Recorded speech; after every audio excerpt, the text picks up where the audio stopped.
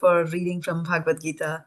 It's indeed commendable thing that you decided to come to a Bhagavad-gita class on a weekend when there were so many options out there that Maya was hanging in front of you. So congratulate yourself. So we'll get started after this brief prayer to the spiritual master. Om Ajnanatimmirandhasya Jnananjan Shalakaya Chakshurunmilitam Yena Tasmai Shri Gurave Namaha.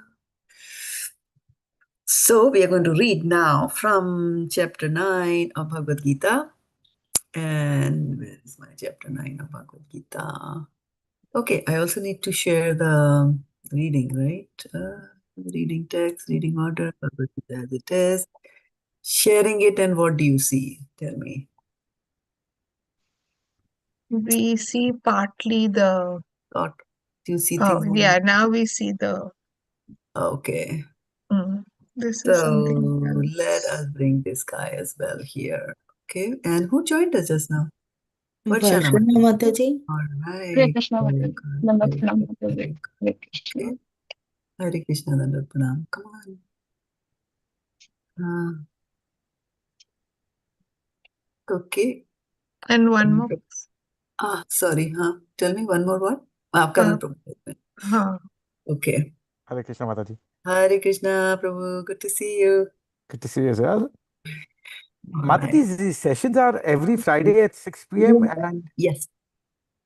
Yes. And- If they are not there, then I'll let you all know, because sometimes on some Fridays we might have a program or I might be engaged in something. right. And But then you there is another one on Sunday at 6 a.m.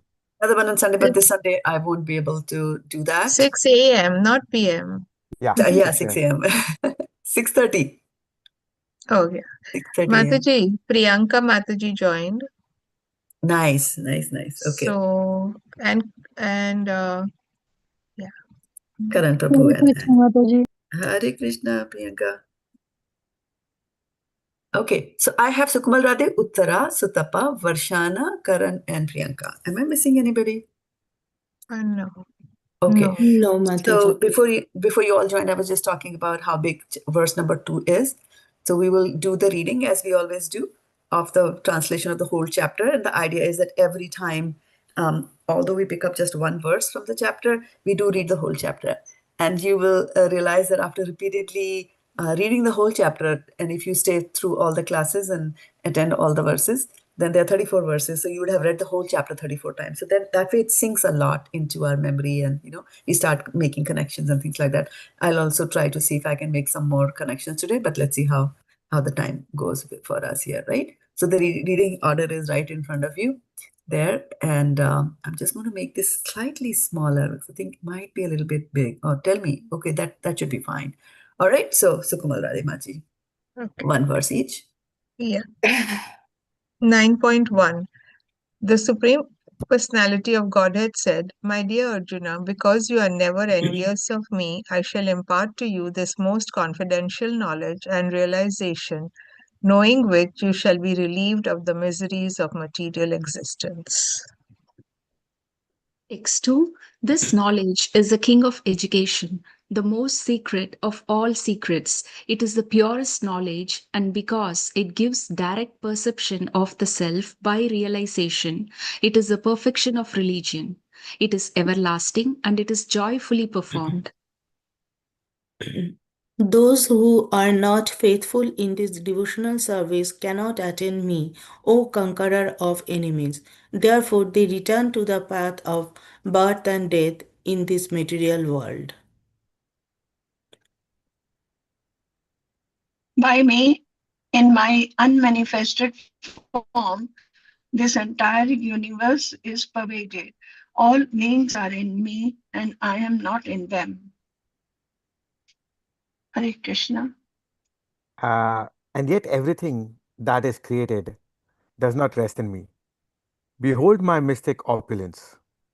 Although I am the maintainer of all living entities, and although I am everywhere, I am not a part of this cosmic manifestation. For myself is the very source of creation. Hare Krishna. Text 6. Understand that as the mighty windy blowing everywhere, rest always in the sky. All created beings rest in me. O son of Kunti, at the end of the millennium, all material manifestations enter into my nature, and at the beginning of another millennium, by my potency, I create them again. The whole cosmic order is under me. Under my will, it is automatically manifested again and again, and under my will, it is annihilated at the end. O Dhananjaya, all this war cannot bind me. I am ever detached from all these material activities, seated as though neutral. This material nature, which is one of my energies, is working under my direction. O son of Kunti, producing all moving and non-moving beings. Under its rule, this manifestation is created and annihilated again and again. Hare Krishna. Fools deride me when I descend in the human form. They do not know my transcendental nature as the Supreme Lord of all that be. Those who are thus bewildered are attracted by demonic and aesthetic views. In that Atheistic. atheistic, atheistic views, in that deluded condition, their hopes for liberation, their how to pronounce? Fruitive. Fru- How to? Frui, just break it into two Fruitive. pieces. Fruitive. I've heard many Fruitive. people say fruitative.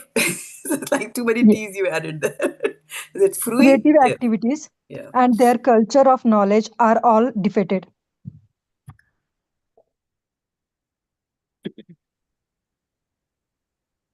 Who comes after Priyanka? Kiran Khosla Mataji. Kiran. Text 13. 13. Yeah.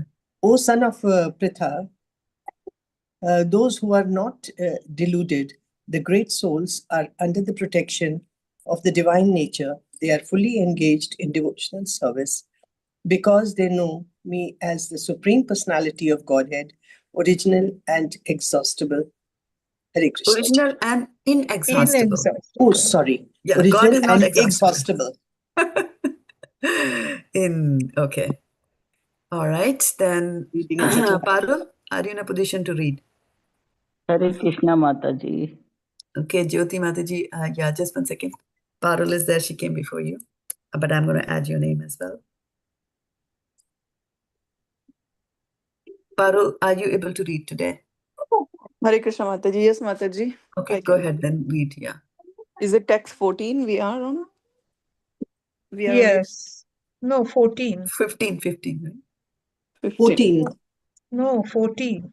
14? Okay, sorry. I was Yeah. writing down some of this. Inexhaustible. Yeah. Yeah, after inexhaustible. Let's go. Okay. 14.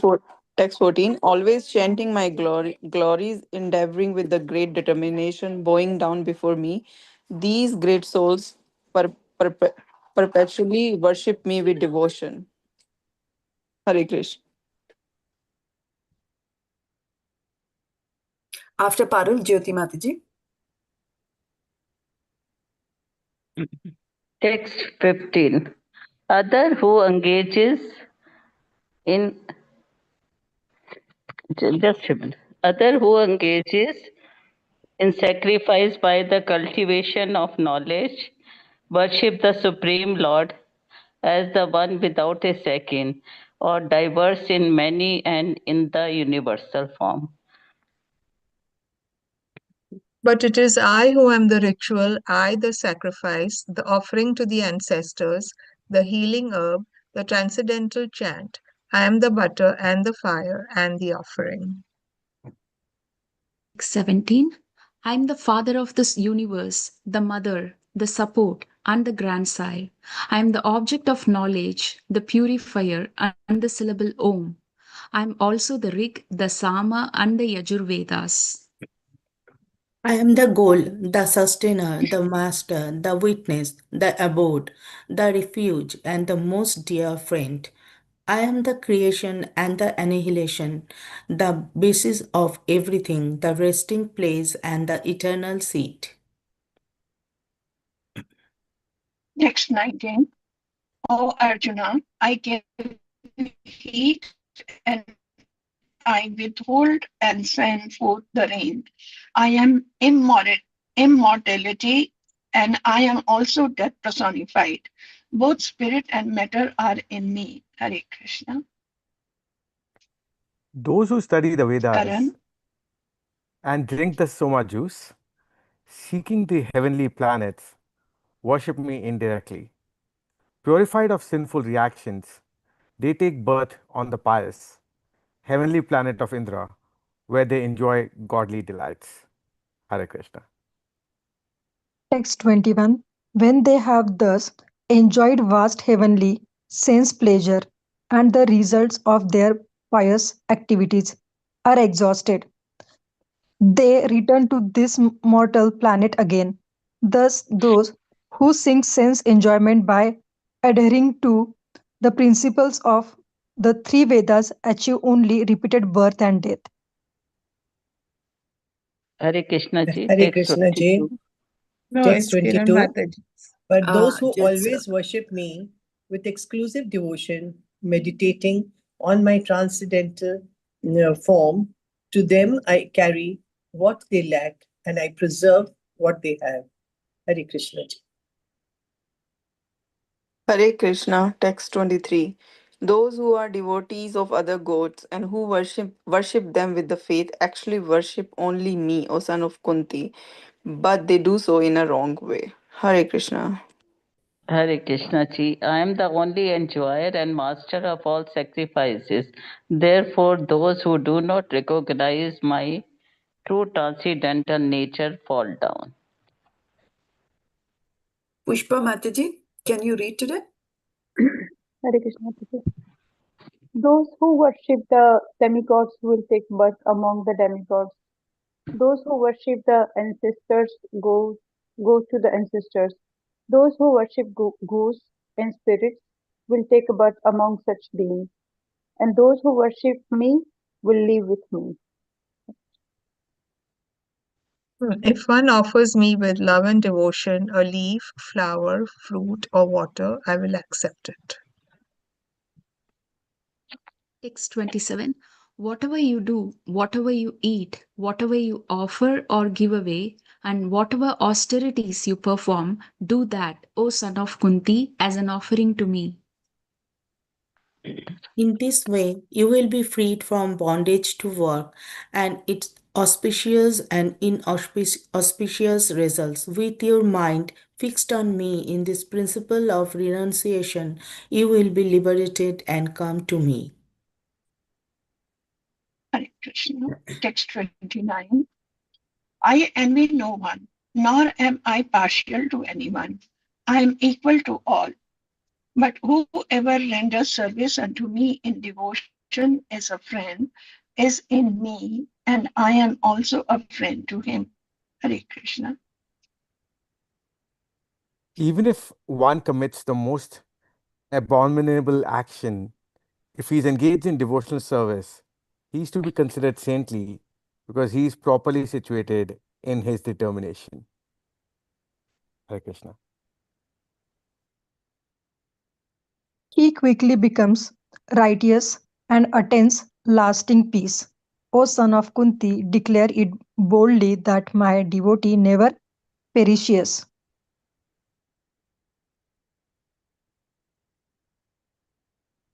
O son of Pritha, those who take shelter in me, though they be of lower birth, women, Vaishyas, merchants, and Shudras, workers, can attain the supreme destination.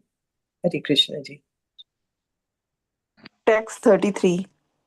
How much more this is of righteous Brahmanas, the devotees, and the saintly kings. Therefore, having come to this temporary miserable world, engage in loving service unto me. Hare Krishna. Hare Krishna ji, engage your mind in thinking of me. Become my devotee. Offer obeisances to me and worship me. Being completely absorbed in me, surely you will come to me. Hare Krishna ji. Hare Krishna. So what we'll do is we will deep dive, we'll continue our reading and go into the first verse we already did 2 weeks ago. So now we're going to go to text number 2 and we will continue the reading, right? I'll do the Sanskrit a little bit on the word meanings and then we can start going into the, we'll follow the same method, one paragraph each there, okay?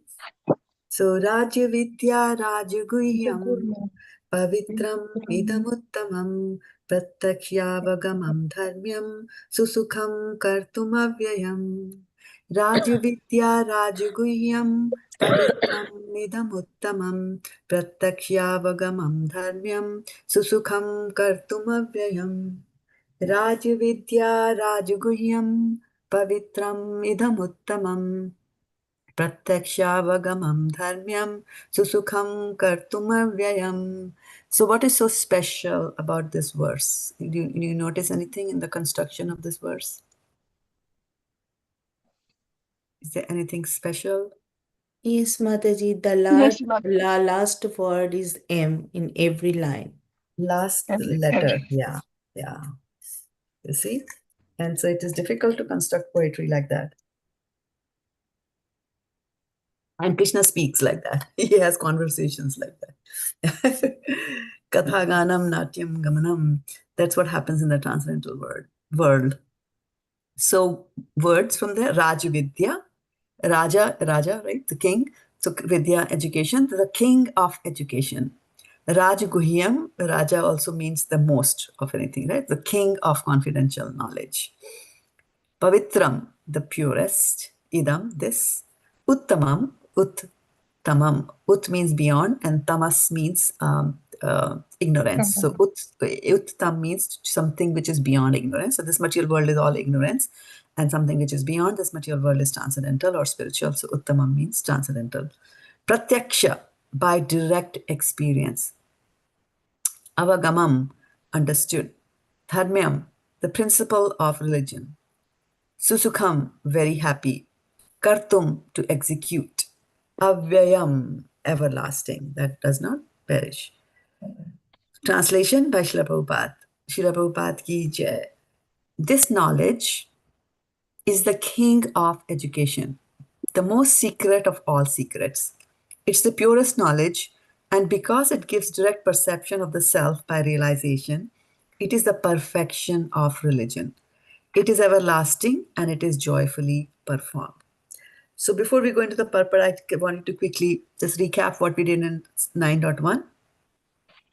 Idam tute guhyatamam pratyakṣa, right? Paravakshami anasūye jnanam vijnana sahitam yaj gyatva mokshayes shubhat. So what Krishna has said to Arjuna in the first verse is that I am going to tell you something guhyatamam. So most confidential knowledge I'm going to tell you. And why am I going to tell you? That because you are not envious of me. Because those who are envious of Krishna won't be able to digest the fact that whatever facts he's going to tell us in chapter number 9 of Bhagavad-gita, right? Anasuvya, right? And then he says that once you understand this knowledge, and you will be free from all inauspicious activities, right? Or on inauspicious impacts on us. Okay? So he had used the word idam tute guhya tamam. And so tamam guhya, so just as we have good, better, best, like that, right? The comparison, degrees. So similarly in Sanskrit also, we have guhya, guhyatar, and guhya tamam. So guhya is secret knowledge, confidential knowledge, and guhyatar is more confidential knowledge, and guhyatamam is most confidential knowledge. So here in the translation also, you see this knowledge is the king of education, the most secret of all secrets, the most, he's using the word there, right? So what was the confidential knowledge? What was more confidential knowledge? And of course, most confidential we're going to know here, but then since we have come to chapter 9, then we should have known what is confidential and what is more confidential, right? So in the beginning, on the first chapter, Krishna hardly speaks anything. It's Arjuna who's expressing his dilemma. And then in the second, basically about the death of his family members. And in the second chapter, then Krishna tells him about soul, and he says that you are a soul, you are not this body, right? So that is the secret information, guhya, because people don't know. So many people in this world don't even know the existence about the existence of a soul. They think you die and everything is over, right? They don't believe in rebirth or anything like that. So that was guhya, secret knowledge. And then guhyatar is a little bit more a secret, and that is which he said in chapter number 7 and 8, where he starts talking about devotional service. Right? He talked about devotional service, talked about comparing material world and spiritual world. He talks about in chapter number 8, he again talked about this material world itself, also talked about Ashtanga Yoga, like that, right? But then this Guhyatamam, this is the most confidential knowledge, is where he's saying, as you read in the last verse, he said, do everything for me, offer me obeisances. I am the supreme, right? That is the part that he's going to tell you in chapter number 9, right? And he was also comparing, as you would have seen, those who worship me come to me, those who worship their ancestors go to ancestors, and those who drink so much juice, they go to the heavenly planets, but when their credits are exhausted, they come down again, right? Like that. Then they're in a cycle of birth and death. So this knowledge is the king of education. It's the purest knowledge. And because it gives direct perception of the self. So we'll see all these, we'll see in purport how Prabhupada is going to expand upon all these verses, all these properties that are being listed over here, right? It is everlasting and it is joyfully performed. So coming to a Bhagavad-gita class to listen to the lecture, do you think it is devotional service? Yes. Yes, Yes, Mataji. Mataji. Why did the yes come so late? No, I was on mute. Oh, okay. So you blame it on the mute button. And then of course, we can't find the unmute then. Okay, so then, yeah, it is, so it is devotional service, right? Did you have any joy in the fact that you are coming to Bhagavad-gita class? Yes, Yes, Mataji. Yes. I'm You get always the happy. idea? You get the idea, right? And then on New Year's Day, after everybody celebrated it till late in the night, the class was held at 6 a.m. And did you feel any joy coming at 6 o'clock, getting up early in the morning to Yes, yes. hear about Yes. Krishna? So this is the meaning of joyfully performed, right? That even though there are so many rigorous activities that you do on your, right? But you are still so joyful, right? When you keep vrat for Krishna, you're so joyful. Yeah. Hare Krishna, Dhiral Prabhu, welcome. Hare Okay, Krishna, so whose Mataji. turn is it? Who was the last person who read last time? Jyoti. मैं जी माता जी I read last. Now Pushpa's Pushpa. Hai kya Pushpa mein? Pushpa, are you in a position today to read? Yes, Mataji. चलो पढ़ो फिर एक पहला paragraph पढ़ दो. Purpose? पद का पहला paragraph. Yeah. This chapter of Bhagavad Gita is called the King of Education because it is the essence of all doctrine and philosophy explained before. Among the principal philosophers in India are Gautama, Kanada, Kapila, Yajnavalkya, Sandila, and Vaishwanara. And finally, there is Vyasadeva, the author of the Vedanta Sutra. So, there is no dearth of knowledge in the field of philosophy or transcendental knowledge. Now, the Lord says that this ninth chapter is the king of all such knowledge, the essence of all knowledge that can be derived from the study of the Vedas and different kind of philosophy. It is the most confidential because confidential or transcendental knowledge involves understanding the difference between the soul and the body. And the king of the confidential knowledge culminates in devotional service. Will you continue? So you can see over here that he's talking about the confidential. He was talking about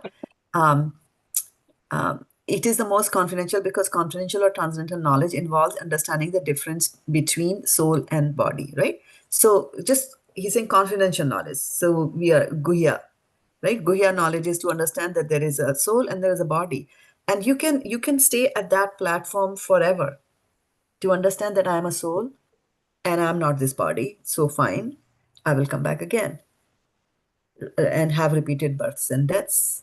So I'm a soul, I'm not this body, I'm a soul, I'm not this body. You cycle through that, right? But the most confidential thing is to say, okay, you are a soul, and which we call here as sambandha gyan. So you're getting knowledge, but the highest knowledge is that you get is your sambandha gyan, and which is what is my relationship with Krishna. So what is our relationship with Krishna?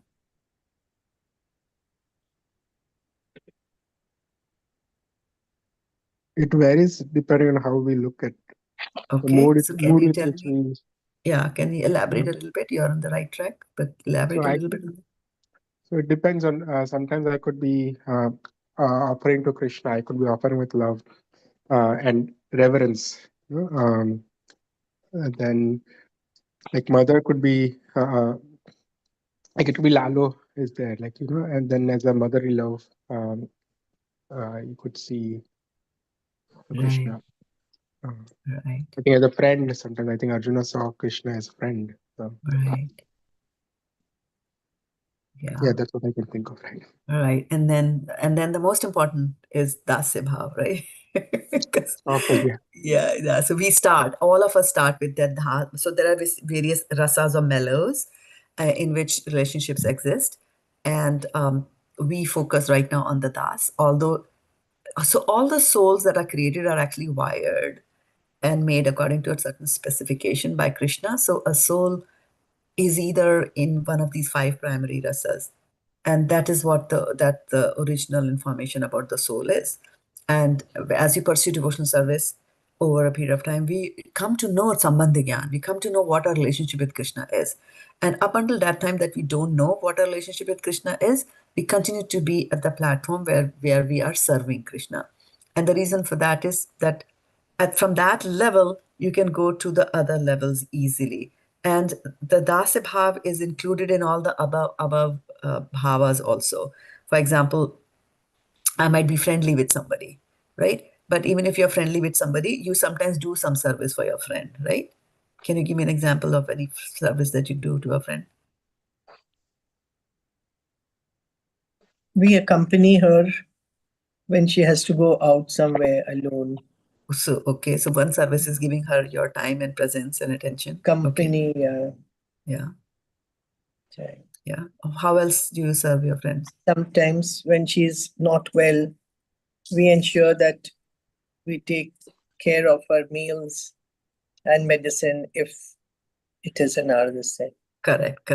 And then one above level of that is the Vatsalya Ras, where people have a parental relationship with Krishna. And so the interesting thing about these is, although Krishna here says, you read here, I am the father, I am the grandfather, I am the grandsire, right? Everything comes from me. He said that in the translations, we read that. But some people have got such a relationship with Krishna that they say that if Krishna is, if you were to ask them to see Krishna as a parent, then they will say that, oh, if I'm looking at Krishna as my parent, this means I'm looking at him as a giver, because parents give to children, right? Not the other way around. So they can't bear to have Krishna serve them in that way. So that is what the mood is like. No, we want to serve Krishna. So I will see Krishna as my child, although that is not the case, right? So that is the parental mellow, or rasa, or ras, as we know in Hindi. But okay, so now do you think in the parental mellow also there is an element of service or dasya bhav? Do parents do any service to their kids? Yes. Parents in the group, tell us about the service you have done to the children. Just as we do to Laddu Gopal, we do service. Exactly, right? So the same thing we see from there also. Yeah. So then, so what I wanted to mention here is that people who are in that particular relationship, they think that is the best relationship. For example, Arjuna is like a friend. Draupadi is like a friend to Krishna, right? So if you ask Draupadi, do you want to marry Krishna? She will say no. Why? Because she sees Krishna as a friend only, like that, right? On the other hand, you know, Subhadra, who's that lady? I'm forgetting. Rukmani. Rukmani wanted to marry Krishna, right? Because that's her relationship with Krishna, like that. So we all are wired. So it's about sambandha gyan. So that's why he's saying is that the most confidential knowledge of the transcendental knowledge is understanding the difference between the body and soul. And then once you understand what is your relationship with him, you realize that all that I need to, all my relationships, whether my relationship with Krishna is like a dasya or like a sakhya or like a vatsalya or like a madhurya ras, any of these or shantras, any of these, I have to do devotional service to Krishna. So we'll understand as we go through this particular chapter, right? Now look at what Prabhupada has to say in the next verse here. Who's going to read it? Niral Prabhu. Niral, come on. Give us this verse. Niral is still with us? Yes. Yes, Mataji. You want to read? Yes, Mataji, I can read. Okay, So, generally. people are not educated in this confidential knowledge. They're educated in external knowledge. As far as ordinary education is concerned, people are involved with so many departments: politics, sociology, physics, chemistry, mathematics, astronomy, engineering, etc. There are so many departments of knowledge all over the world and many huge universities. But there is unfortunately no university or education institution where the science of the spirit soul is instructed. Yet the soul is the most important part of the body. Without the presence of the soul, the body has no value. Still, people are placing great stress on the bodily necessities of life, not caring for the vital soul. Hare Krishna. Right? So isn't it interesting? There are so many universities which are there, but so many departments are there. I mean, of course, these days there are departments of religion, but Prabhupada once, said in one of his lectures that he was talking to a professor who teaches religion, who teaches the Bhagavad-gita. So it's not that you don't have a department of religion in the universities and all that, but they don't teach you the essence. They will interpret Bhagavad-gita in their own way, present it in their own way. And somebody taught the entire Bhagavad-gita without mentioning Krishna. So you can just imagine. And that is why, the guhyatamam and the guhyatar aspects come out. That after reading this Bhagavad-gita, what are you going to get out of it? If you ask most of the people in India what is Bhagavad-gita about, they'll say it's a book of life. It's a book that tells you what your duty is. And so, and they will stop there and they will understand the duty to be whatever the duty is: a parent's duty to a child's duty to the parent, your duty to the nation, it is duty. But what they don't know is what Bhagavad Gita is emphasizing is that what is the duty of the soul? And the duty of the soul is only one. And what is that? So Krishna. To serve Krishna, right? To do devotional service. That's our only. So another word, dharma. The word dharma is it is difficult to translate that into English. So if you go back into this verse here, it said su-sukham kartum, pratyakṣāvagamaṁ dharmyam, right? Dharmyam, the word dharma is used. And in the translation, we translated it to the closest possible that we can get to dharmyam, right? And where is that? Su-sukham. Dharmyam, right? The principle of religion. So it puts that. But in Sanskrit, the word dharma actually means that something which is very intrinsic to something. For example, liquidity. Liquidity is the dharma of water, which means that water, if you remove liquidity from water, right? What becomes to water? What does water It get? no longer remains water. What does it become? Air. It becomes Depends solid. on how we remove it. How we remove it, right? So it can become air, or it can become steam, right? Or Yeah, steam, air. Yeah. It'll take another this thing, material go state. to the other extreme. Go to the other extreme. Steam you get from heating the water. But if you cool it, then frozen into ice, right? Yeah. So neither steam is water nor ice is water, right? So you see how these three items are distinguished: ice, water, and steam. So the liquidity, if you remove the liquidity, उसका धर्म ही खत्म हो गया. वो चीज ही बदल जाती है उसके अंदर, right? So although here they're saying dharam because that's the closest that they could get, but I just want to emphasize that what is the dharam? For example, dharam cannot be removed from something. An example of dharma for fire. So the dharma for fire is to give Heat and light. Light, right? Now, the fire, if a 90-year-old man goes and touches fire or a 2-year-old baby goes and touches fire, it's going to burn them equally. Because that is the nature of fire. You cannot remove it. You cannot say that, okay, fire sometimes burns at older adult, but will not burn kids like that. It doesn't do that, right? So that is the dharma. You cannot remove it. So now there comes the question, what's the dharma of the soul? Right? So this chapter is going to tell you about that, right? But what is your Mataji, can we say dharma is then more like essence? Correct. Yes. Right. So I just wanted to emphasize that. You see the word religion, and that is a problem when we translate from one language to another language, especially from a language rich like Sanskrit to a language English, which is not that rich. I mean, 26 letters in the alphabet, what can you do? And silent letters and all that, right? So so he said that, and in the first paragraph, it's an interesting thing that he's saying is that it is called the king of his education, right? The best of the best that you can get is to go read a Bhagavad-gita. And then he lists that there are so many philosophers in India. Gautama was there, Karna was there, Kapila, Yagyavalkya, Shandilya, Vaishnavara.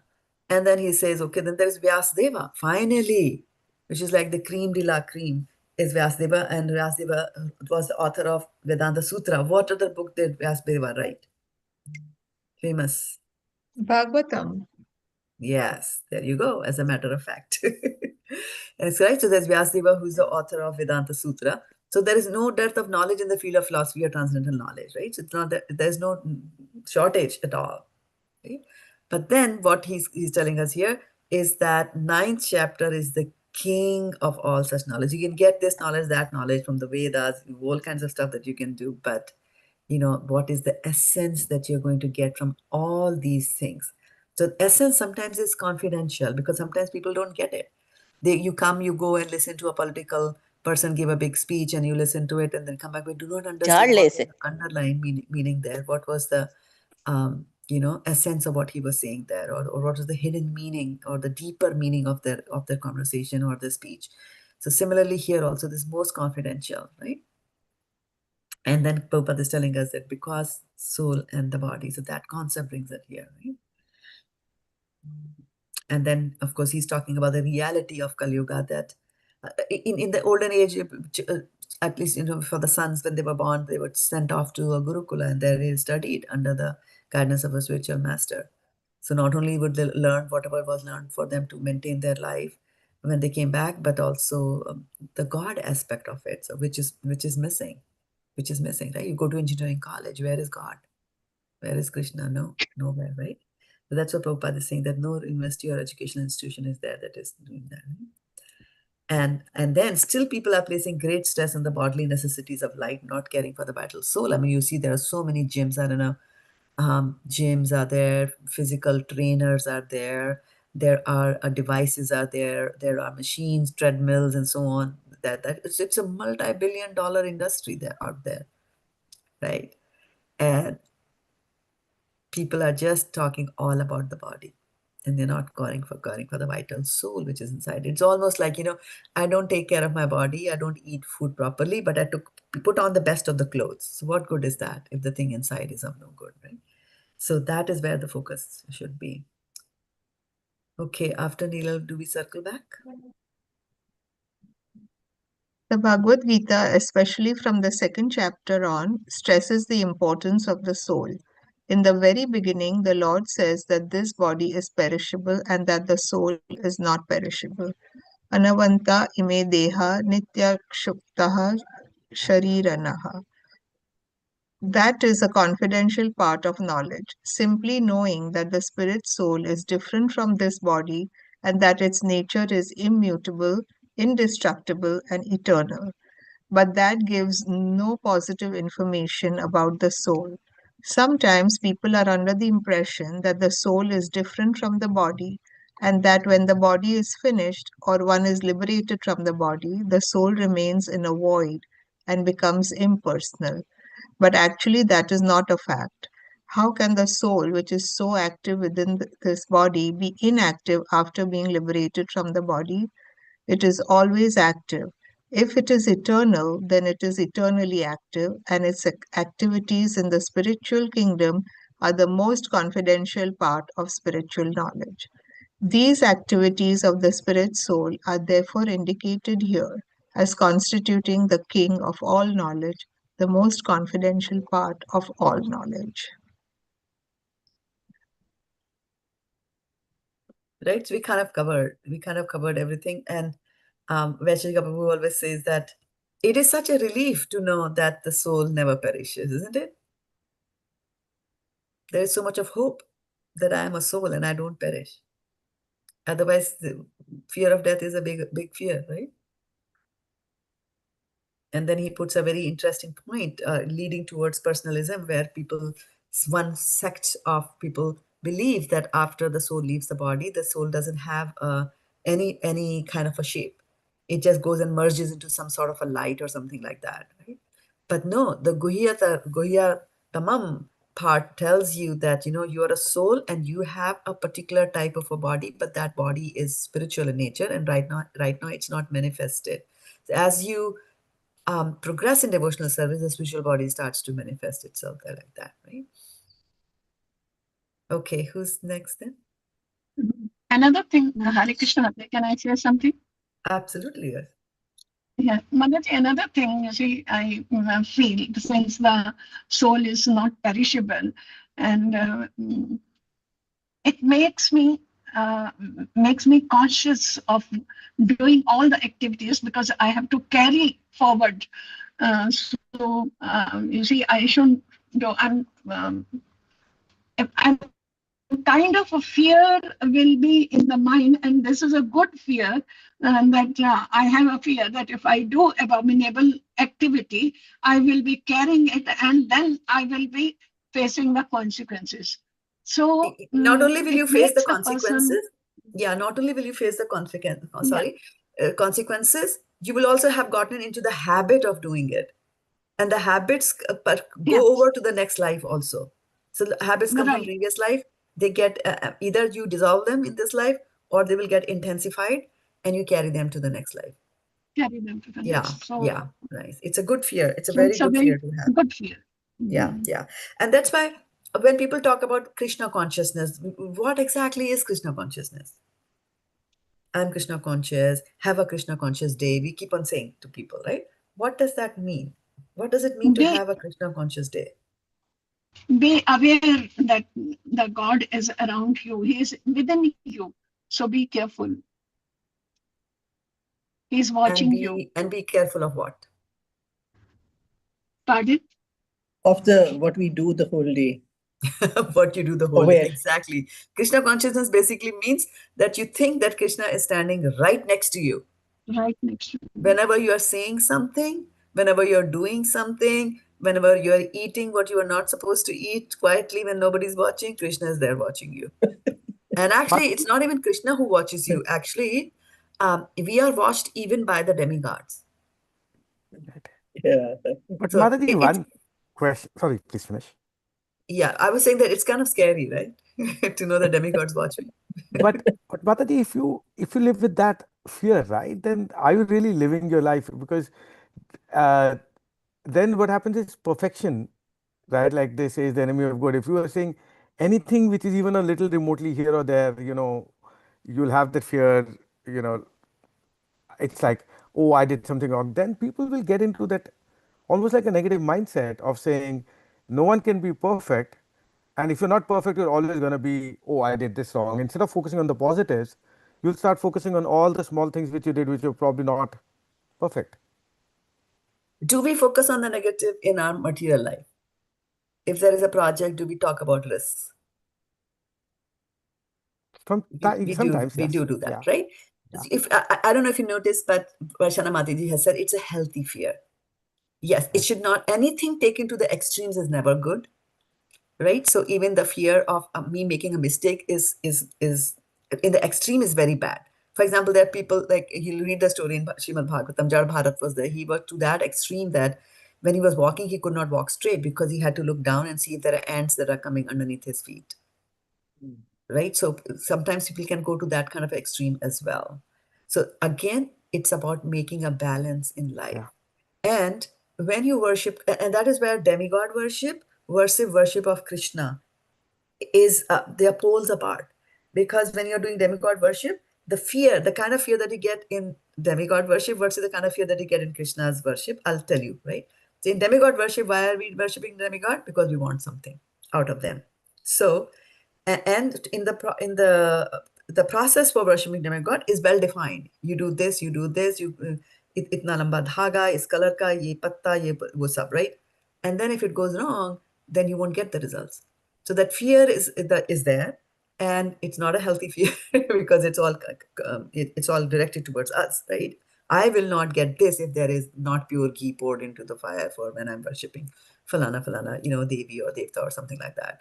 So, and there will be fear always there, and people can get very worked up because over there it's like so precise that you have to do it at that particular point in time. Muhurt nikalo, ye karo, wo karo, right? Or muhurt idhar se idhar ho gaya. If the time goes this and that way, then we go crazy, right?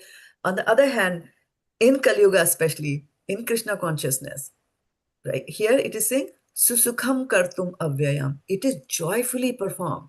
So why the joy is there? Because all these hundreds of thousands of restrictions are not there on you. They are saying you sit quietly and chant. That's the only thing that I'm asking you to do. They're not thousands of restrictions. वो नहीं हुआ, सूरज डूबा था, नहीं डूबा था, उम्र क्या थी, बाल खुले थे, नहीं खुले थे, बांध लो. All that kind of things are there in Karamkandi activities. But over here, now, what is the fear then, right? We were talking about fear. So one fear is there that I'm not going to get it. The other fear is, the fear that we have is, I don't want to hurt Krishna. So the element of love is there. So we have to understand devotional service is all about love. All about love. The highest of love is the love of the gopis, right? And then less than that, parental love. Less than that, friends love. Less than that, servants love. Servants also love their masters if the master is a good master, right? We find the Ramu in Indian movies. Hajur, aapka namak khaya hai, yahi marenge types, right? So we have to understand the fear that we are talking about. And so it's a fear of hurting your loved one. That if I do this, Krishna will be hurt. If I go and cut a cow and eat, Krishna will be hurt because cow is also Krishna's child. I can't eat my brothers and sisters like that. So that kind of a fear is there. And she was saying it's a healthy fear. And so when Varshana Mataji said that the fear that I will carry these things over, the fear actually is that I'm already hurting Krishna and I will continue to hurt him in my future life as well. That is the fear she's talking about. Versus the other fear, ye nahi karaya, jal nahi chadaya, ye nahi kara, wo nahi kara. No, I get that. And Mataji, my question is to Varsha Mataji. If you knew that you would not be carrying it, you said, because I know I'll be carrying it, I'll have this fear. It's a healthy fear, but let's say if you knew you would not be carrying it, would you then do these activities because you're like, okay, it's not being carried? She will, Hare yeah, Krishna, go ahead. Prabhuji. Go ahead. Yeah. Prabhuji, you see, this comes from my how my parents brought me up. So there are certain things which are inculcated in my life, and I will carry them doing that. And then you see, as the child goes to meet the other people, goes to the school, and we have association with other people, then we build up our own, and then our own thinking also helps us what is right and what is wrong, and then we do the things accordingly. And I will, like you see, if there is a thief, the thief is a thief because of some problem of his. And I always consider that that person has some problem and he did not get the right person to direct him.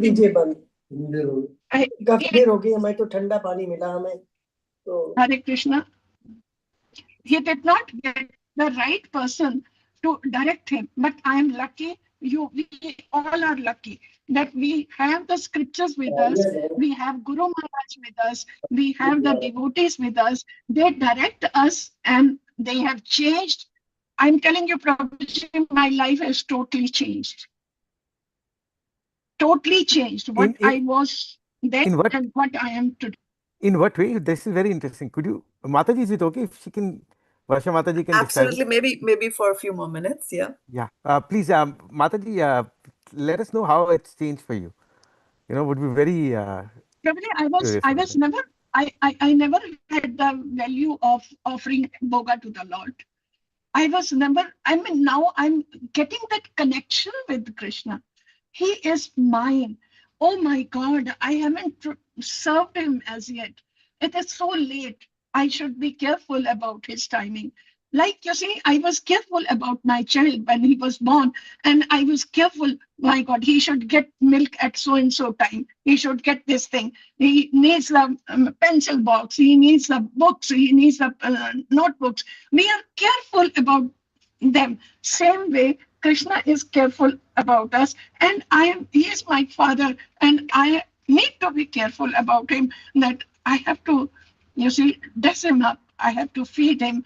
I have to give him this thing. Though it is his, he only has given me. I'm just giving. I'm nobody to give. But that feeling of service comes, Prabhuji. And that not only for me, for you, anybody around you. See, if you are in front of me, you have come to my house, the feeling comes, oh my God, brother has come. Come sit with me. What would you like to have? You see, that feeling, that love, that connection has built up. That was not there as it is today. Hare Beautiful. Krishna, Prabhu. Hare Krishna. Mataji. Thank you for Nice. And then to answer your question, that if she had not known that she's going to carry the impressions into the next life, would she have still served Krishna? Then again, we go back to love, right? Because she loves him, she will still do it. Because that's what I'm saying. That devotional service is all love, all about love. Devotional service means love Yeah, of absolutely. Godhead. No, Yeah. Mataji, I was just asking about the actions. But anyways, I got the answer. So Yeah. this Yeah. is And then you ask any of these Matajis and Prabhus, that each one of them will have such a fantastic story to tell you on how their lives got changed. It's just mind-boggling. Okay, so where were we? Yeah, this is a good point. Let's continue reading. Who's going to read now? Hare Krishna Mataji. Okay, Uttara, go ahead. This knowledge is the purest form of all activities as explained in Vedic literature. In the Padma Purana, man's sinful activities have been analyzed and are shown to be the results of sin after sin. Those who are engaged in fruitive activities are entangled in different stages and forms of sinful reactions. For instance, when the seed of a particular tree is sown, the tree does not appear immediately to grow. It takes some time. It is first a small sprouting plant, then it assumes the form of a tree, then it flowers and bears fruit. And when it is complete, the flowers and fruits are enjoyed by persons who have sown the seed of the tree. Similarly, a man performs a sinful act, and like a seed, it takes time to fructify.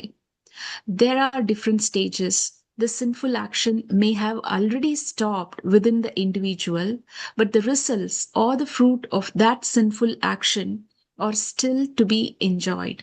There are sins which are still in the form of a seed, and there are others which are already fructified and are giving us fruit, which we are enjoying as distress and pain.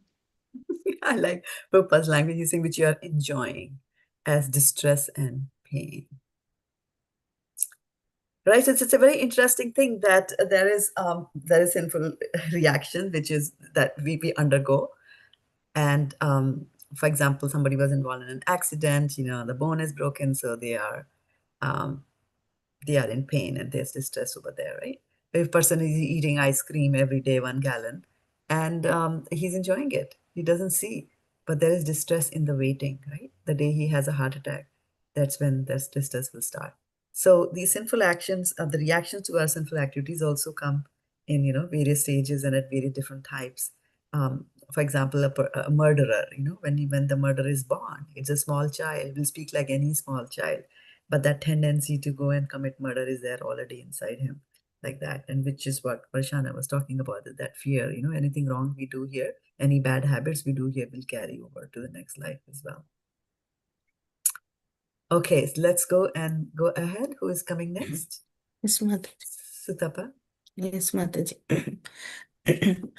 As explained in the 28th verse of the 7th chapter, a person who has completely ended the reactions of all sinful activities and who is fully engaged in pious activities, being freed from the duality of this material world, becomes engaged in devotional service to the Supreme Personality of Godhead, Krishna. In other words, those who are actually engaged in the devotional service of the Supreme Lord are already freed from all reactions. This statement is confirmed in Padma Purana. Aparabdha phalam papam kutam vijam phalam mukham kramenaiva praliyate Vishnu Bhakti Ratatmanam. For those who are engaged in the devotional service of the Supreme Personality of Godhead, all sinful reactions, whether fructified in the stalk or in the form of a seed, gradually vanish. Therefore, the purifying potency of devotional service is very strong, and it is called pavitram uttamam, the purest. Uttama means transcendental. Tama means this material world or darkness, and Uttama means that which is transcendental to material activities. Devotional activities are never to be considered material, although sometimes it appears that devotees are engaged just like ordinary men. One who can see and is familiar with devotional service will know that they are not material activities. They are all spiritual and devotional, uncontaminated by the material modes of nature. Yeah, it's a very interesting thing that you read here today, Sutapa Mataji, where they are saying that when people are doing transcendental activities, that is also a guhya. That's also sometimes a secret information. For example,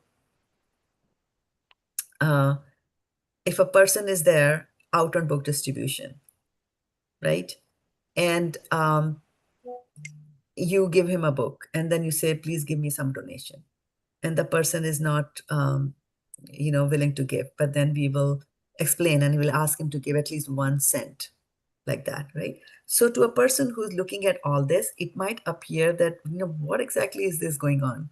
You are a devotee, and what are you doing haggling for 1 cent? And this person gave 1 cent for the book, and you're so very happy, right? To an onlooker who does not know anything behind the scenes, will just think that's what you're doing, and might even conclude like, okay, so this is how you collect pennies on the street, and then you are a millionaire now. Somebody might think that way. Okay, but when it comes to devotional activities, apparently on the face of it, they might look like that, right?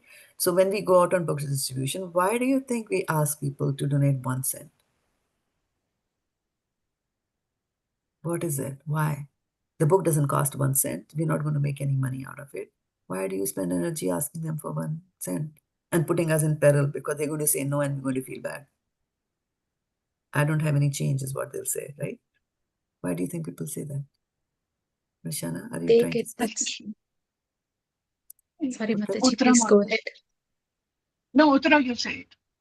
I think So, Mataji, by giving, if Uttara. we are making them Uttara do was first. something. Oh, sorry. Uttara was first. Yeah. On the raise your yeah, hands. so Yeah, that helps me. they get that punya to the sukriti to at some point, like they have done this service to Krishna. Like Krishna doesn't see whether it is big or small, but that 1 cent that devotees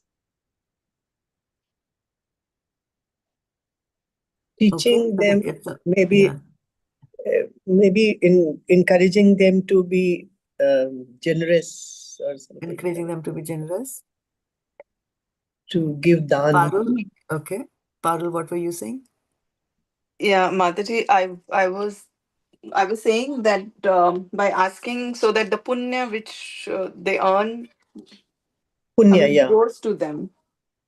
The punya Punya. goes to them, right? Because in any case, they're going to send that one, they're going to spend that 1 cent any other place, right? But the best punya that you can do is when you donate to some devotional activities. And it's not about give me $10, this is what the Bhagavad-gita cost or whatever the cost is, right? It's about encouraging them to do that.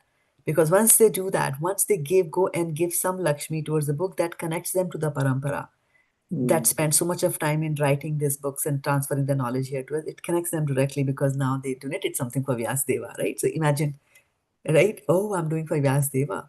So you get that connection there. So that is why people are doing it, but an onlooker might not understand that. Right? Similarly, when a person is in a transcendental body, the transcendental body looks like, especially when they are in this material world, they look the same. Krishna's body is completely transcendental. So many people thought that he's a normal human being. And that's what there was a 9:11 verse in today's chapter. It said, avajananti mamura. People consider it foolish, think me that I have a material body like that.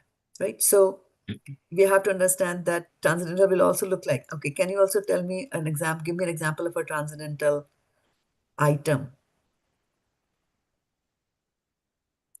An item, not a being, not a personality, but a transcendental item. Yes, miss. Krishna's Vamsi. For Aarti, we use the pradeep, like deep. Yes, very good. Any item that gets engaged in the service of Krishna becomes transcendental. So if Krishna is fire, anything that you touch with the fire becomes fire, gets the properties of fire, right? One of the properties of fire is to give heat, right? So if you take an iron rod, cold iron rod, put it in fire, it'll start giving heat, right? So similarly, any of these material items, when they get in contact with Krishna by way of being utilized for Krishna, they become transcendental. So these activities are called, these items are called tadiya, right? So that will mean the mat that you put in front of Krishna, the altar on which you have put him, or the table cover, the utensils that you use for offering him bhoga, the lamp, the water, everything there, the pankha, everything is a transcendental thing. And that's why we revere it so much. And that's why we say that when we offer food to Krishna, we don't eat it from the same plate, right? We keep separate plates for Krishna, like that. So what Prabhupada is saying over here is that people sometimes don't understand that. And okay, give me the example of a transcendental. So that is why, because the guru is supposed to be the representative of Krishna and he's transcendental. So you look at the guru, they look like any ordinary person, right? And so, but guru is considered to be a representative of Krishna and transcendental. So any clothes, etc., that the guru wears, right? Sometimes the guru will come and give you something. Here, take my watch, or here, take my dhoti, or take my scarf. It doesn't mean that we are supposed to wear it. It is transcendental. We are supposed to worship it. So anything that is transcendental is worshipable. So not only Krishna, but any items that are used in the worship of Krishna also become worshipable for us, right?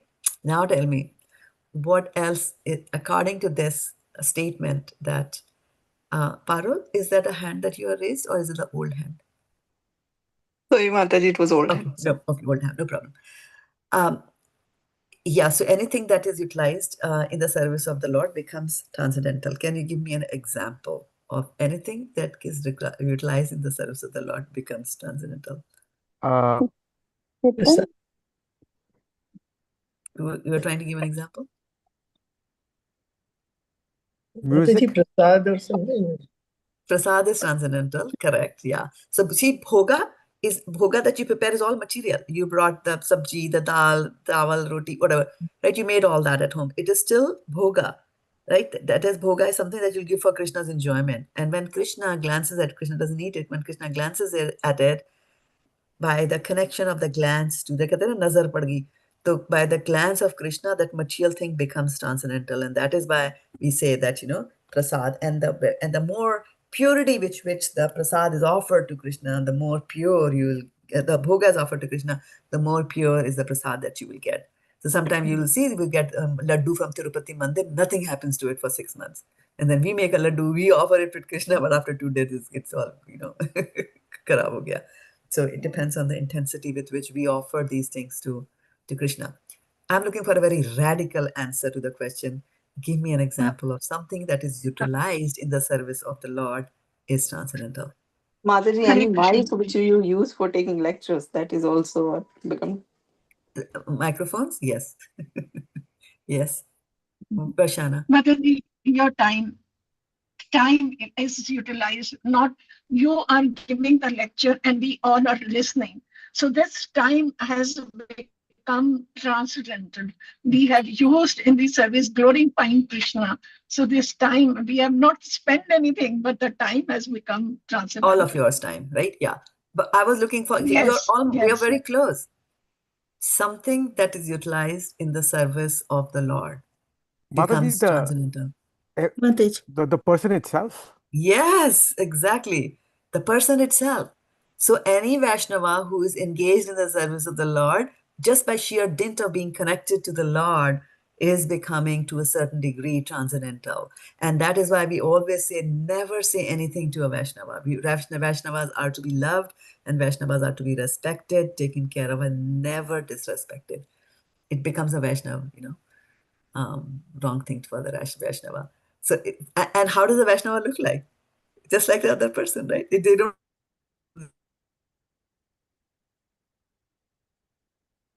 We can't hear you, Mataji. We can't hear you, Mataji. We can't hear you. Let me leave and come back and join. Yeah. Now we can hear you. Okay. It came and said me the internet connection is unstable. Yeah. I don't know how much you heard. Nothing. No, only there's one sentence.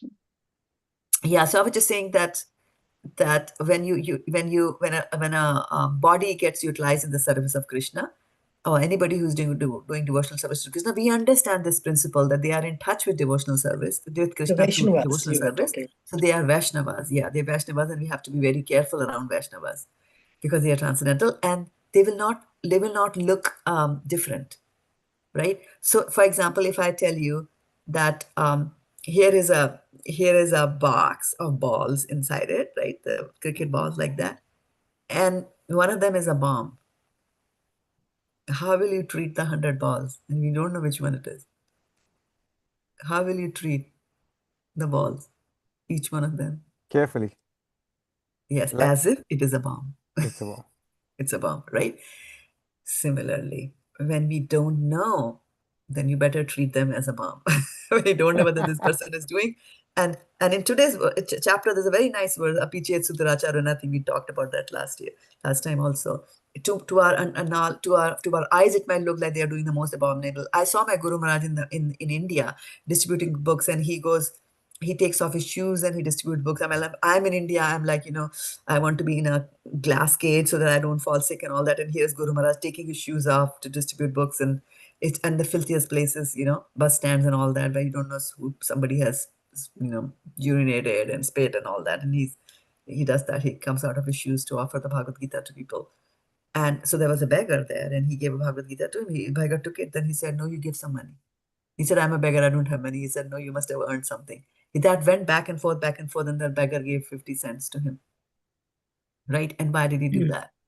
Is he unkind? Is he hard-hearted that he took 50 cents from the poor beggar? No. So sometimes there is a good cause, you give him 50 cents, and then there is a greater cause, you make him donate the 50 cents. You see the difference? So people do those kind of activities, which might appear to be abominable on the face of it, but not like that. Like Srila Prabhupada, people used to say, he used to wear a silken cloth. One day he was spotted wearing a golden ring. And it was like, oh, he's a sannyasi. What is he doing wearing a golden ring? Right? And anybody will think it's abominable behavior.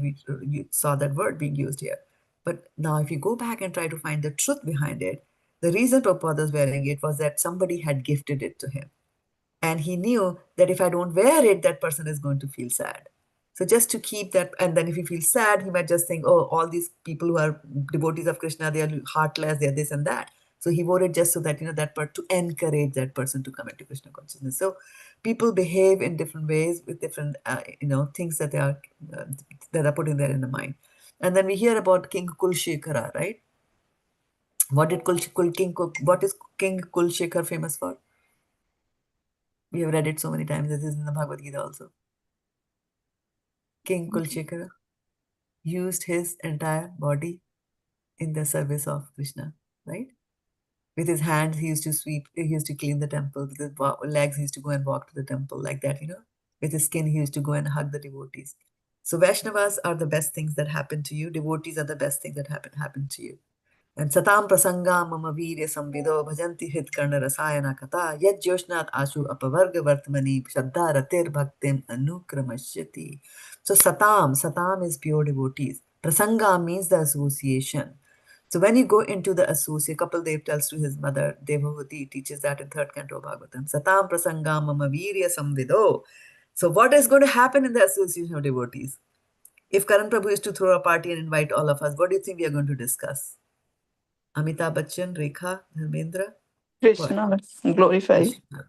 Right? So that's what happens. So in the association of devotees, what happens is that you talk about Krishna. And when you talk about Krishna, the talks of Krishna, Karna Rasayana Katha, they enter into your ear as a rasayan, as a chemical. Right? And they cleanse your heart. And when you hear about Krishna and you hear glories of Krishna from a pure devotee like Prabhupada, you hear his lectures, Vaishashika Prabhu, all these Prabhupada's disciples, they're pure devotees. When you hear devotional, when you hear Krishna Katha from them, then you're, not slowly, very quickly, Ashu, very quickly, you will also follow that path. You will also become a devotee. And sometimes people have such a quick turnaround, one attendance, one thing, one glance at some Harinam Kirtan party happening somewhere and they become devotees, they come there, right?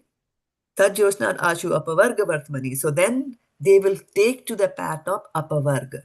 So there are two paths, Pavarg and Apavarg. Pavarg means when you get entangled in the material world. I want this, I want that, I want this, I want that. Grihasthas are the Pavarg. Apavarga sannyasis, they have nothing to do with the material world. So then you will follow the path of Apavarga. Now that doesn't mean that you leave your home, you leave your businesses, etc. No. What you leave is the attachment to it. Because it doesn't belong to you. It belongs to Krishna. Every material thing belongs to Krishna. So what is there for me to have that? Right? Jajyoshna ashu apavarga vartamani shraddha ratir bhakti anukramashyati. So first we have to understand anu, right? Anu means small or that which comes after. Anukram is you take one step and another step comes after that. You take another step comes after that. It's anukram, right? Like how you say Anuj. Anuj is younger brother. Anuja, one who was born after the elder one was born, like that. So Anuj. So anukramashyati. So step by step, this is going to happen to you when you listen to Krishna Katha. And what is going to happen to you step by step? Shraddha, Ratir, Bhakti. So first Shraddha will come. That is, faith will come to you that there is Krishna. And that he is powerful and that he's almighty and that he's all loving and he's all forgiving also, right? So Shraddha, Ratir is you'll get an attachment to Krishna. Right? Shraddha, Ratir, you'll enjoy, joyfully perform. Bhaktir, and then after that Bhakti comes, right? So first faith will come and then Bhakti is pure love of Krishna. Even in faith, there is a little element of love there, but not to that extent as Bhakti. So Bhakti takes you, Bhakti is the charam sima and the ultimate of your dharma. Because what exactly is my dharma? I don't know. Right? Now the scriptures are going to tell us, and then tomorrow there's a class on scriptures. Thank you, Satyabha Mataji, for joining us. Thank you, Mataji. It was really a beautiful class, Yeah, Mataji. there It's we go. very Such a good. beautiful devotees make a beautiful class. Yeah, this Thank you, is Mataji. assembly of devotees, right? And we have been Yes, assembling for 10 years Mataji. now. Yeah, Very yeah. good. It shows, yeah. Yeah. It shows in everything. So that's a good positive thing we get out of it. Yeah. So when we see, give me a plant that is transcendental. Tulsi? Tulsi. Correct. Yeah. Karan is collecting all the points today. Rest of the class. Be on your feet. Yeah. So yeah. Yeah. Yeah. Should we stop here? What do you say?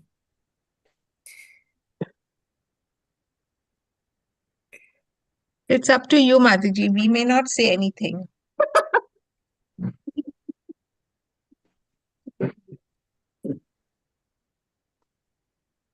Yeah. Any thoughts? Any reflections or questions? We can talk for a few more minutes. Can do that.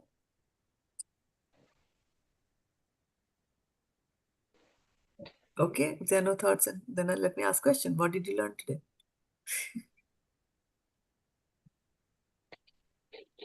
Any word that struck your mind? Anything? Any concept? Mataji, in the purport, when we were reading, like we had like so many sinful reactions as seeds waiting to fructify. I was too scared to read that paragraph, to say the truth. And the next paragraph they were telling, like, devotional service is the only cure for it. So there is hope. Like if we perform devotional service, like we do not know how much of like a pile we have, but like devotional service is the only way out. Yes, it's the only way out. Yeah, yeah. And I'm going to bring up my favorite verse. Can somebody tell me in this context, what is my favorite verse that I quote like 6,000 times a week? From Brahma Samhita. Yasva Indra Gopam Athavendram Aho Swakarma Bandhanurupa Phalabhajanam Atanoti Karmani Nirdhati Kintu Cha Bhakti Bhajam Govindamadi Govindamadi Purusham Tamaham Bhajami. Right, so what does it mean? Here this is saying, listen carefully. I adore, see adore, love, right? I adore the primeval Lord Govinda, who burns up to the roots all fruitive activities of those who are imbued with devotion and impartially ordains for each the due enjoyment of the fruits of one's activities. Of all those who walk in the path of work, in accordance with the chain of their previously performed works, right? The kutam, bijam, phalavamukam, all that. No less in the case of the tiny insect that bears the name of Indragopa than in that of Indra, the king of heaven. So from tiny insect Indragopa all the way up to Indra, everybody will have karmic reactions. Everybody will have kutam, bijam, seeds to do. Like even a little small snake has got that seed to bite, like that. Now, who's going to burn all that? Devotional service to Krishna, because only Krishna has got the powers to burn our record.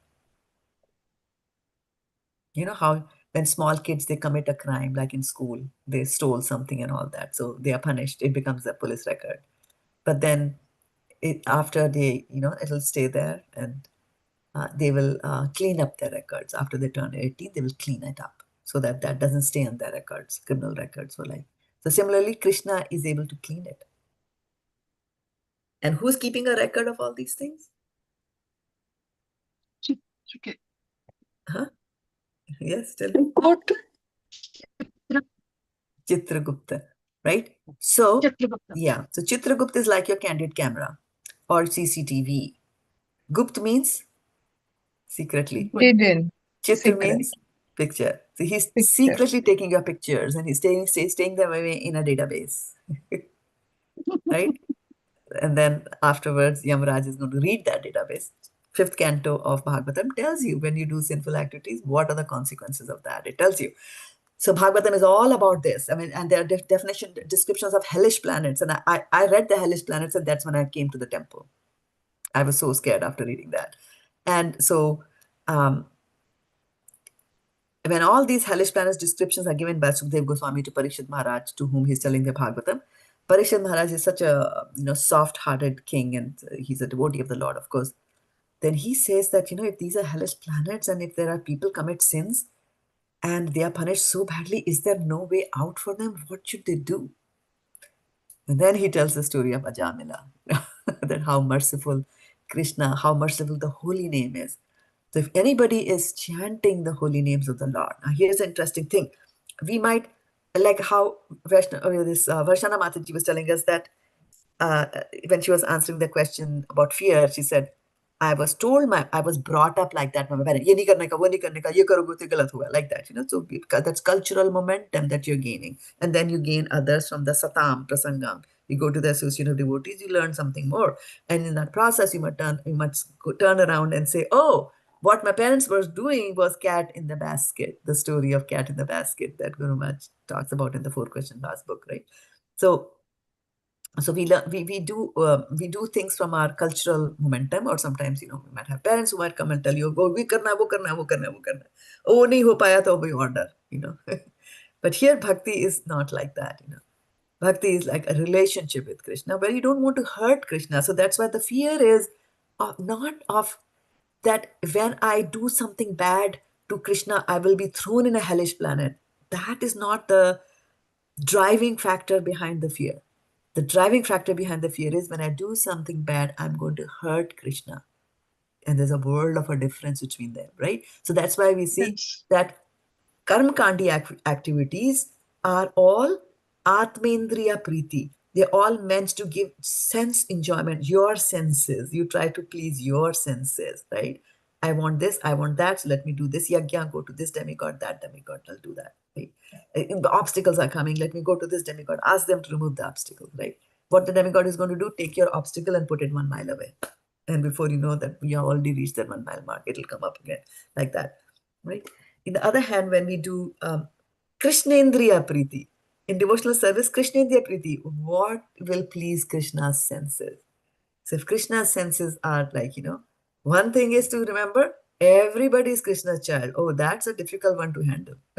Because all my enemies, so-called enemies, also are Krishna's child. And then you start looking at it. So from being very intense and having very intense emotions and feelings about our so-called enemies, we move to a higher platform of consciousness where we start viewing them. Vidya vinaya sampanne brahmani gavi hastini shuni chaiva swapakecha pandita samadarshina.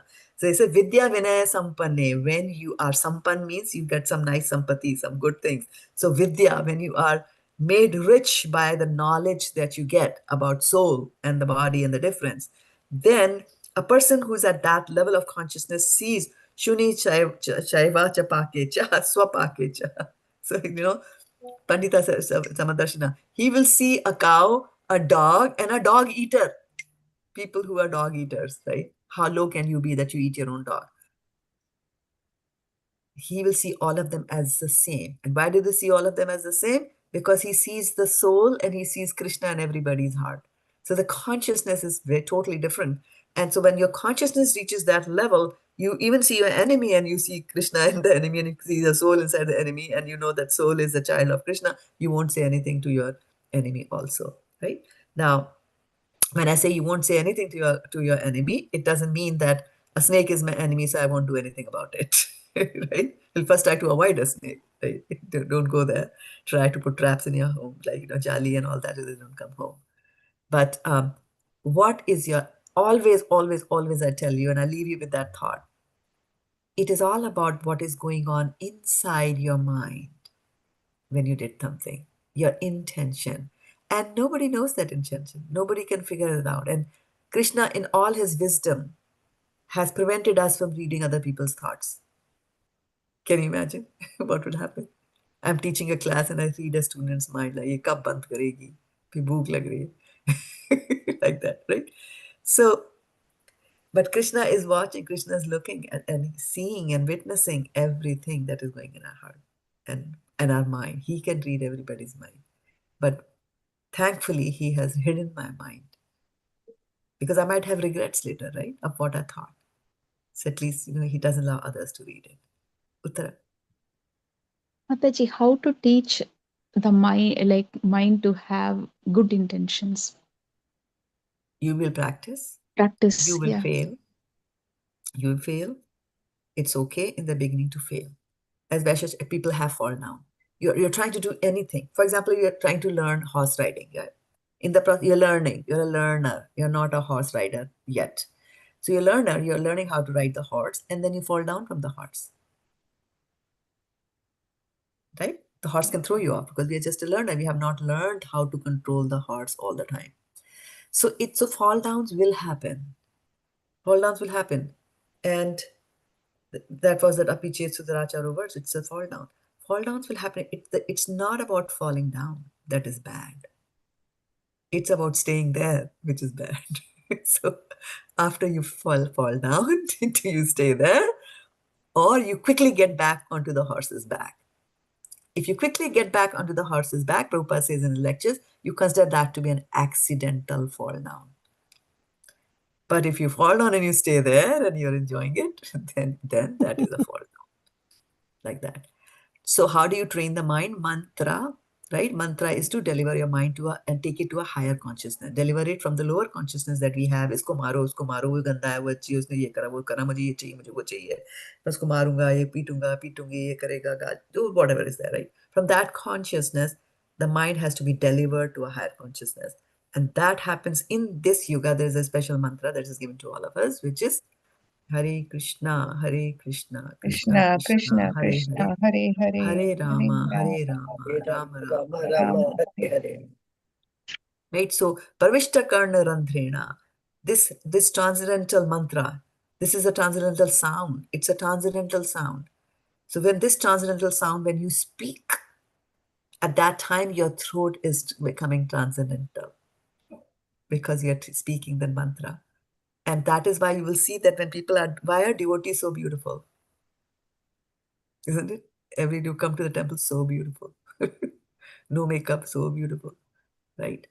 Because there is, they are doing this transcend. They are in and around, hanging around with transcendental vibrations, transcendental objects and all that. So they get impacted by that. So Parvishta Karna Randhena Swanam Bhava Saroruham. So this holy name of the Lord, this transcendental vibration, from my ear, it goes and enters into my heart. Now, there is a subtle channel between the ear and the heart. It's not an artery or a vein. Those are material. But there are subtle channels also in our body. Right? So from that, it will go and enter into the lotus of your heart. In the lotus of your heart, and it will revive your relationship with Krishna. That is what you all want, right? To know what your relationship is with Krishna and then pursue that relationship. So the beauty about devotional service is, what is the end goal of bhakti? I'm doing bhakti. What is the end goal of bhakti? To find Krishna? Is that why we do bhakti? One would think so, right? That's why we do bhakti. So that we please Krishna and we go back to his God, to him home, right? And what will you do there? More Serve bhakti. his lotus feet. More bhakti. So bhakti, now in other areas where they talk about impersonalism or Mayavada, they think that I am God, they also sing bhajans of Krishna. They also do deity worship of Krishna. But what they are saying is that I am God, I've forgotten that I'm God, I'm just doing this worship, and when I come to know that I'm also God, there's no need for worship for me to do. But those who are bhaktas, for them, from bhakti, all that they want to do is to come and see Krishna. And once they see Krishna, they want to serve him even more. So Radharani prepares, 1,000 dishes for Krishna every meal. 1,000 dishes for Krishna every meal. And she has not repeated the dishes. अपन तो 20 साल गृहस्थी के बाद भी Goyan से क्या बनाना है, घिया बना दूं, रोटी चलेगी, सुबह के चावल है. To our Krishna in the life, right? That's what we tell our spouses.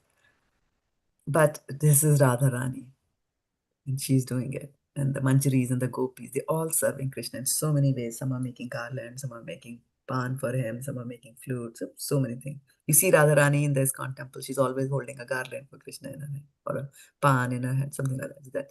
So it won't end. Devotional service. So if you are enjoying it, su-sukhaṁ, kartum, avyayam, today's verse said su-sukhaṁ, it is joyfully performed, then your joy is going to be forever, because once you go back to Godhead, you'll do it even more joyfully, because Krishna will be there in front of you. And if you're chanting the holy names of Krishna, it is guaranteed you will go back to Godhead. Now, how soon are you going to go back to Godhead? It depends on how you behave the rest of the day. But people have attained liberation in as much as 6 months, Dhruv Maharaj. As much as few months, right? Khatbanga, Maharaj Khatbanga. You hear stories of that in Srimad Bhagavatam. So, yeah. There was a fight between demigods and suras and asuras. It always happens. And Maharaj Khatbanga was very good and very skilled at warrior. As a warrior, he was very skilled. in warriorship or whatever that is called. So Indra and the demigods, they called him to that, and that was the yuga when interplanetary travel was allowed. So he went there and he fought the war with the asuras or the demons on behalf of the demigods, and the demigods won. So they were very happy. So they said, so tell us, Maharaj Khatbanda, what do you want? So he said, tell me when I'm going to die. And then Indra said, in 1.5 minutes, you're going to die. Of course, Indra was telling according to his time scale, like the time for the Devtas are more. The 1.5 minutes of that translated to a couple of months here. But when he came to know that he's going to die, for the next 2.5 months or whatever that was, I'm forgetting, he focused so much on Krishna that within that span of time, he was liberated and went back to Godhead. So it's not that you have to take multiple breaths. It's about focus, how much we are able to focus. And have faith in Krishna, that as much as you want to go to Krishna, 10 times more Krishna wants back. And Priyanka had sent me a picture this morning of Gopa Kumar. Gopa Kumar was a bhakt of Krishna. And then it's a very nice story.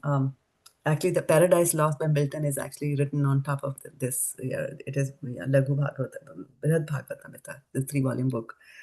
So he has to go back to Godhead, but he meanders all over the universe. He goes to Swarglok, he goes to Jagannath Puri, he goes to Vrindavan, then this lok, Shiva, Hanuman, Gan Purusha. He's going here and there, here and there, here and there. He goes to Vishnu Loka. Finally, he goes to Krishna Loka.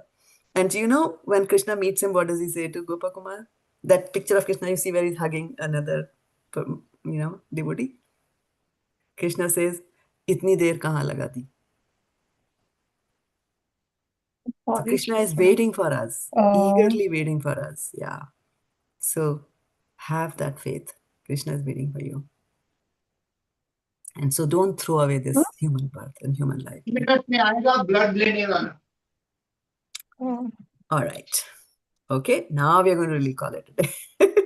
Vanchikalpatarubhyascha kripasindhubhyevacha patitanam pavanebhyo vaishnavebhyo namo namaha. Okay, wanted to tell you something. There won't be a class on this Sunday because we are having Radhika Raman Prabhu in the temple and I would highly encourage you to attend that class with him. Mataji, what time to what time is it?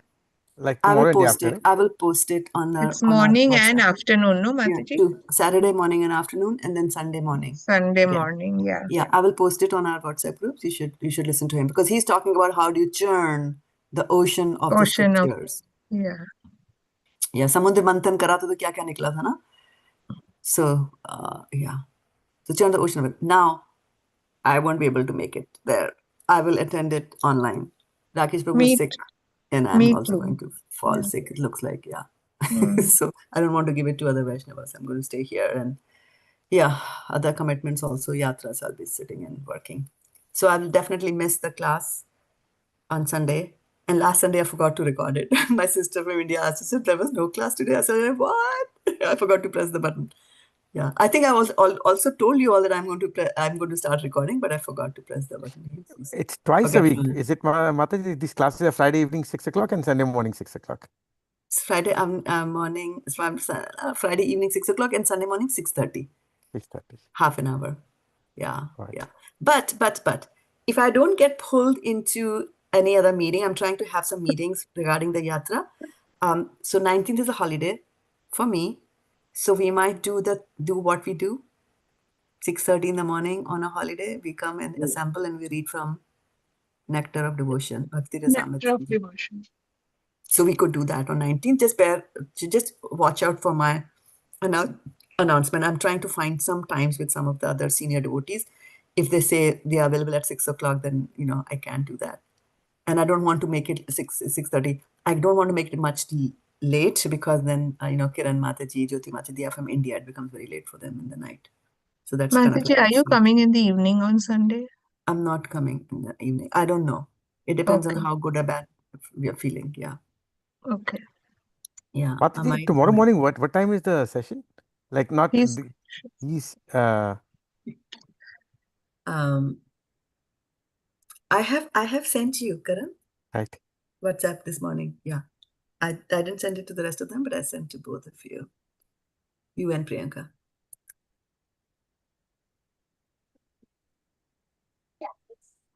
6:15. Japa circle. Hare Krishna Mataji. No. Japa circle is the picture. Are you looking at the text message or are you looking at the picture? The text message. Text message, yeah. So Japa circle, you see 8 o'clock, you see? 8 to 10. Okay. Yeah. So let me forward this to our San Mateo Bhakti group so that others will also hear about it. Mataji, I need to leave. Me too. Absolutely. Yeah, absolutely. Yeah. Hare Krishna Mataji. Hare Feel Krishna. better. Yeah, I hope Tell so. Rakesh Prabhuji to get feel Take care better. of yourself, Mataji.